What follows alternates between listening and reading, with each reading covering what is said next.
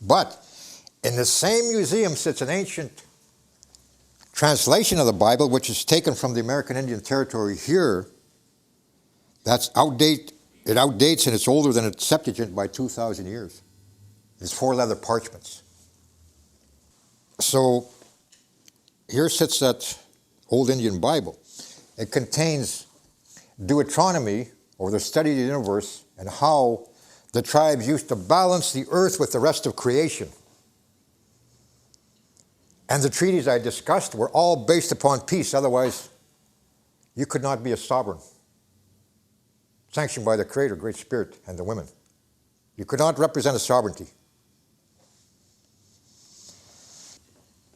So the Indian of America has been learning about these teachings 2,000 years before the white man even started the King James Version. Interesting.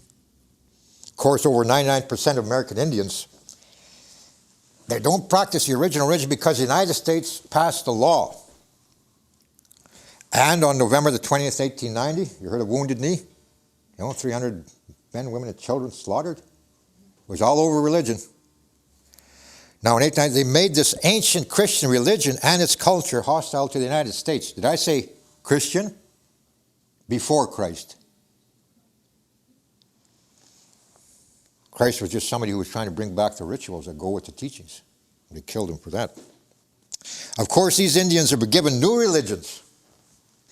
The new religions are called Wovoka. Wovoka.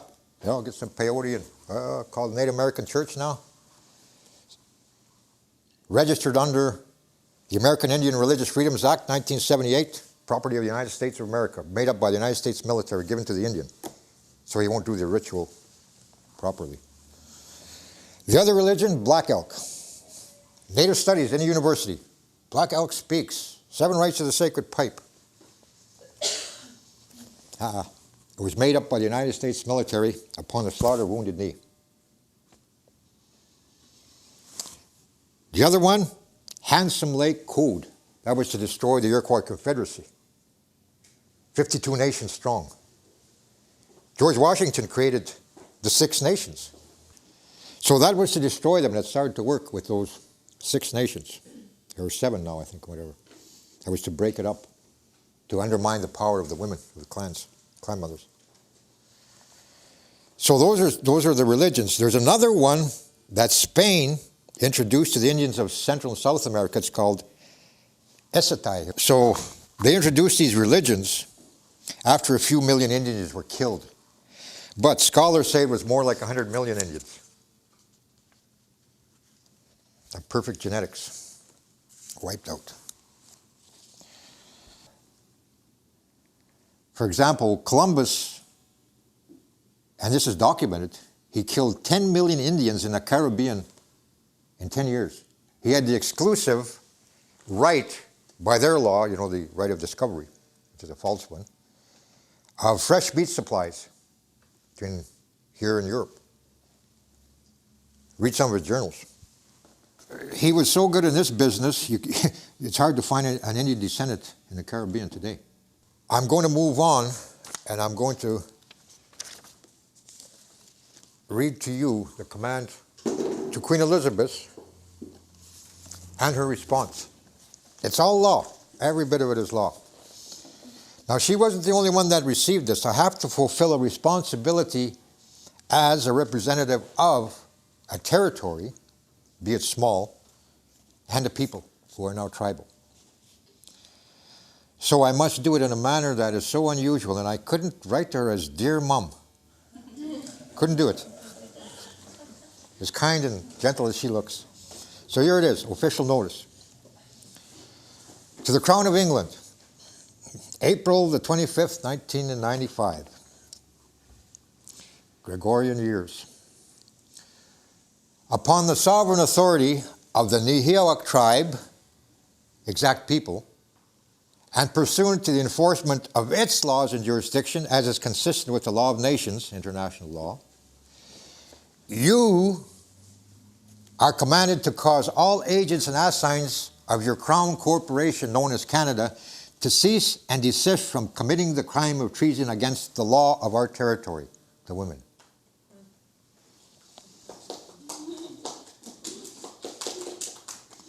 Now I'm going to read them their crime. The treasonous act of assuming jurisdiction in our territory has caused our clan members great hardship.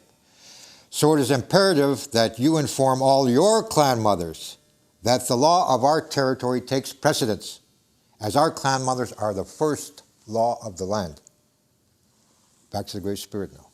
They know it.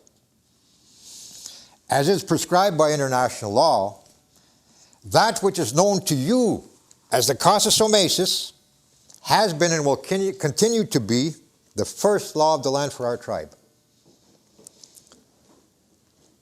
The allied armies of the tribes of the world, together with the other nations of the world, are alerted to this command and will be called upon by our tribe should you fail to honor the rule of law by disobeying any of these commands.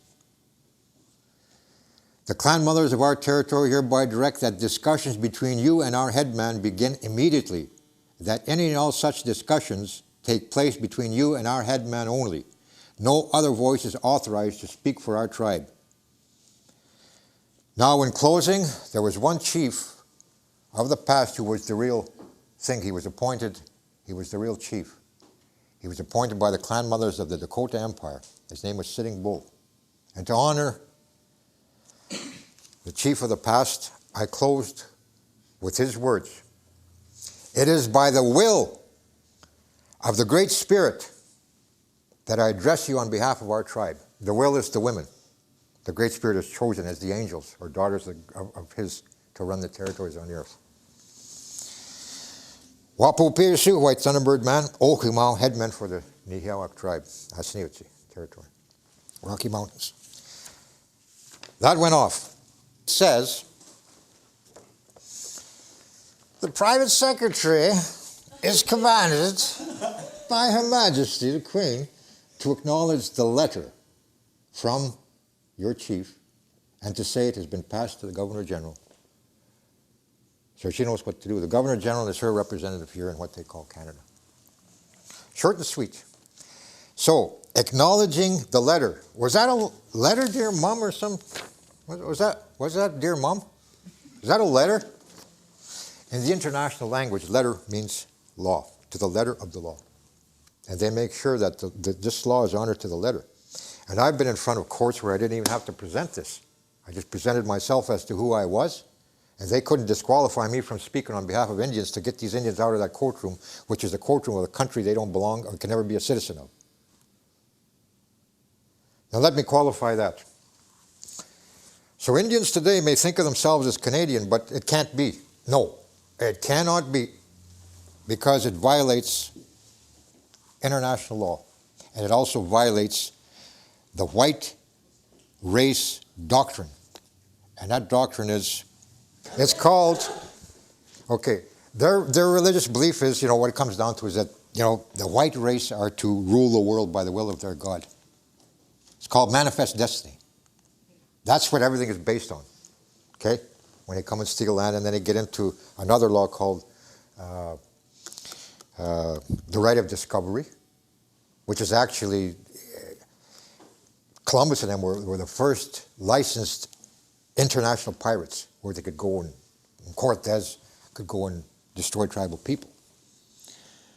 There's documents I can show you where they had to wait. They couldn't attack over here. They had to wait. But they knew about this long before Columbus. They knew about the tribes. They knew about treaties, secular treaties made with one of the chiefs of Europe.